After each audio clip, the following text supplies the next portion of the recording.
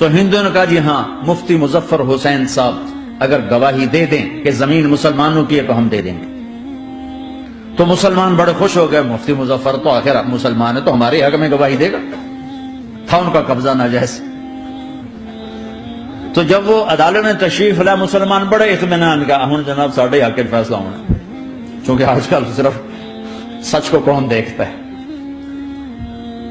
تو انگریز جج نے پوچھا ہاں جی مفتی صاحب آپ کیا کہتے ہیں؟ فرمانے لگے دیکھو جج صاحب یہ زمین ہندوؤں کی ہے اور مسلمانوں نے قبضہ کیا ہوا ہے. تو مسلمانوں نے گالیاں نکالنی شروع, وہ یہودیوں والا بن گیا نا, گالیاں نکالنی شروع کر دی.